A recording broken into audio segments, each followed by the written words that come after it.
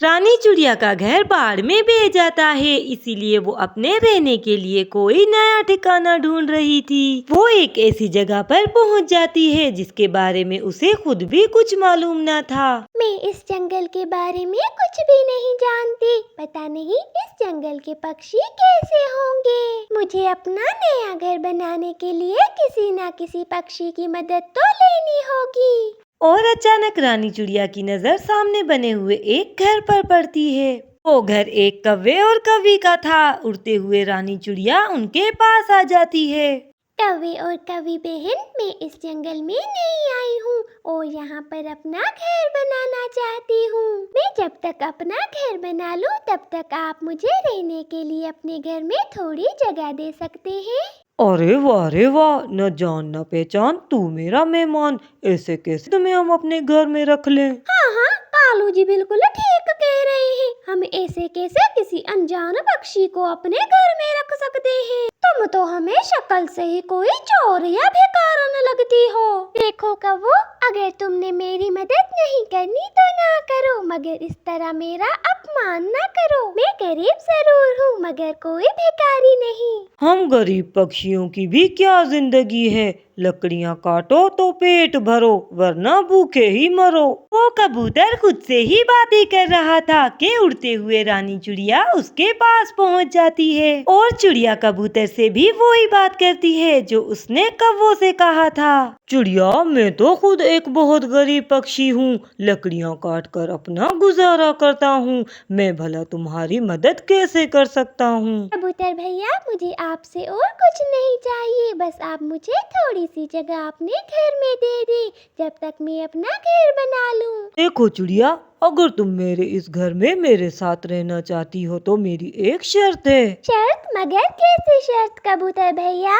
देखो चिड़िया, मैं रोजाना ही जाकर जंगल से लकड़ियाँ काट कर लाता हूँ और अगर जितने दिन तुम मेरे घर में रहोगी तो तुम्हें भी मेरे साथ लकड़ियाँ काटने जंगल चलना पड़ेगा। बेचारी चिड़िया के पास और कोई रास्ता न था। कबूतर भैया, मैंने पहले ये काम किया तो नहीं, मगर मैं फिर भी आपके साथ लकड़ियाँ काटने के लिए तैयार हूँ। इसके बाद कबूतर चिड़िया को लेकर अपने घर के अंदर आ जाता है। देखो चिड़िया, यही है मेरा टूटा फूटा घर, तुम्हें इसी में गुजारा करना होगा क्योंकि मैं बहुत ही गरीब हूँ। मैं सारा दिन जंगल से लकड़ियाँ काटता हूँ, इसीलिए मुझे इतना टाइम ही नहीं मिलता कि मैं अपने घर की मरम्मत कर सकूँ। कोई बात नहीं कबूतर भैया, ऊपर वाला हमें जिस हाल में रखे हमें निराश नहीं होना चाहिए, क्योंकि समय बदलते देर नहीं लगती। मगर रात होते ही अचानक से जंगल में बारिश शुरू हो जाती है और कबूतर के टूटे फूटे घर की छत टपकने लगती है। सारा दिन की मेहनत के बाद कबूतर तो सुकून से सोया हुआ था, मगर रानी को तो नींद ही नहीं आ रही थी। ए ऊपर वाले, मैं पहले ही दुखों की मारी और बड़ी मुश्किल से रहने के लिए एक छत मिली, वो भी टूटी फूटी। काश मेरे पास भी रहने के लिए कोई अच्छा सा घर होता, आज मुझे ये दिन न देखने पड़ते। और सुबह हो जाती है। कबूतर लकड़ियाँ काटने जंगल पहुँच जाता है। कबूतर ने कुछ ही देर में बहुत सी लकड़ियाँ काट ली थी। रानी चिड़िया भी कबूतर के साथ जाती है। वो लकड़ियाँ काटने की बहुत कोशिश करती है, मगर उससे एक भी लकड़ी काटी नहीं जाती और थककर वो एक पेड़ के नीचे आकर बैठ जाती है। हे ऊपर वाले, मैं किस मुश्किल में फंस गई हूँ। एक तो वो कबूतर खुद गरीब है और मैं भी उसके ऊपर बोझ बन गई हूँ। अब तू ही मेरी मदद कर। रानी चिड़िया ये नहीं जानती थी कि वो जिस पेड़ के नीचे बैठी है वो एक जादुई फूलों का पेड़ है। चिड़िया, मैंने तुम्हारी सारी बातें सुन ली हैं, मैं तुम्हारी मदद करना चाहता हूँ। और इतना कहकर वो पेड़ चमकने लगता है। अगर सुनहरे फूलों वाले पेड़, तुम मेरी मदद कैसे कर सकते हो, क्योंकि तुम खुद एक पेड़ हो। चिड़िया के इतना कहते ही वो पेड़ चिड़िया को एक अपना सुनहरी फूल देता है। तो चिड़िया, ये फूल ले जाओ, इससे तुम्हारी सारी मुश्किल हल हो जाएगी। चिड़िया वो फूल लेकर कबूतर के पास पहुंच जाती है। चिड़िया को लकड़ियों के बजाय एक फूल लाता देख कबूतर बहुत गुस्सा हो जाता है।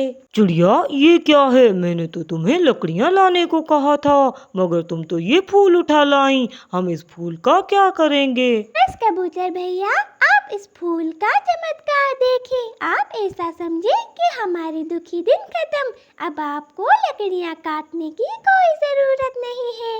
इतना कहकर चिड़िया उस फूल को जमीन पर रख देती है और देखते ही देखते वो फूल एक बहुत बड़े फूल घर में बदल जाता है। सब देखकर वो दोनों बहुत हैरान हो जाते हैं।